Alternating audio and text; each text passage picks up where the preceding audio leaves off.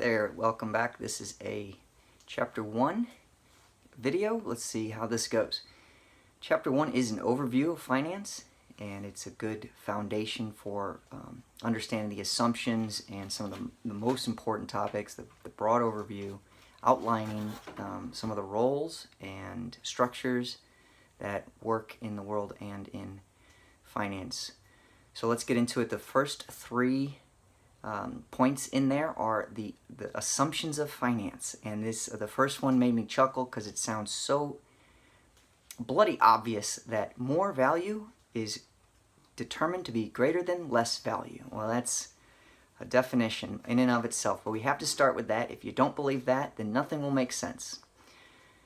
The second one is that sooner cash is more valuable than later cash. So today's money, a bird in the hand is worth more than a bird in the bush. I think that the reason for that is also understood through the third rule, which is that less risky cash is more valuable than more risky cash. And risk applies to what's going to happen in the future, and that's why a bird in the hand, or today's cash, sooner cash, is always assumed to be more valuable than cash in the future. Now we're talking about the same amounts, everything else held equal. More value is greater than less, sooner is better than later, and less risky is better than more risky. Those are our three big assumptions. Now this course will be business finance, it'll be managerial finance, so it will not be personal finance. I am personally attracted to the subject of personal finance. I like to talk a lot about the budget that my wife and I keep, and how I use a particular computer program, and I say tongue-in-cheek that it saved my marriage, but it has been very helpful I'm a saver and she's a spender, and when she comes home with a bag of shoes, I no longer feel threatened that my trip to Europe won't happen, because we've discussed on Sunday, in the clear thinking, relaxed state of a Sunday morning, we've set our priorities and our budget, and I know that my trip is going to get funded, and she knows that she has a certain amount that she can spend on shoes without me getting upset about it. So she's guilt-free on the spending. I'm not upset about it. So personal finance has been very helpful to my personal relationships. I've helped other people with theirs, saving for their goals.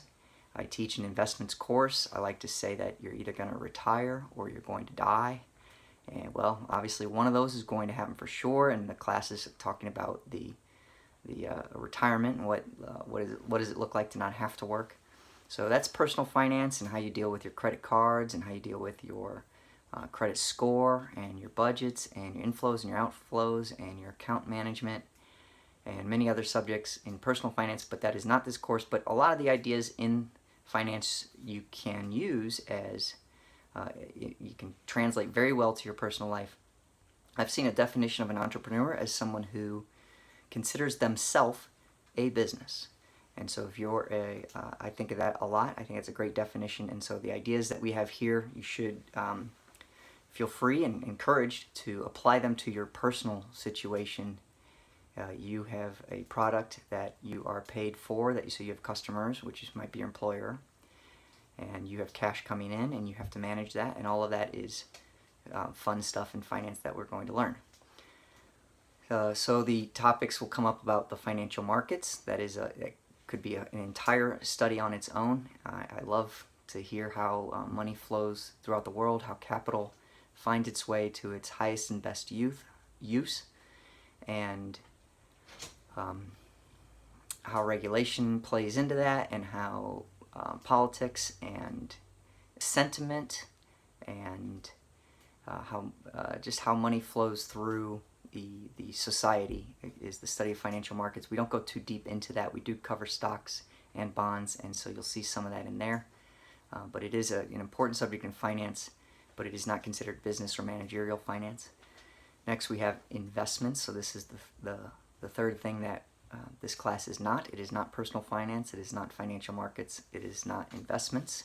I work in investments. I like that subject a lot for many reasons, and we do talk about it enough in this class for you to get a nice intro to it. And the last one is financial services, and I believe fintech is the new the new thing that would fit into that category. I work in financial services as well, as we provide the service of investment products to people. So financial services is a big part of our economy in the United States and around the world, and it is threatened by the software that's eating the world, artificial intelligence and algorithms that can do the job smarter, faster, better than humans, and cheaper. And so it's a very interesting conversation. Again, a little bit outside the scope of this course. I'm always up for that conversation, though. Moving on, we want to want you to know what a CFO is and what a chief financial officer does. It can often be known also as the vice president of finance.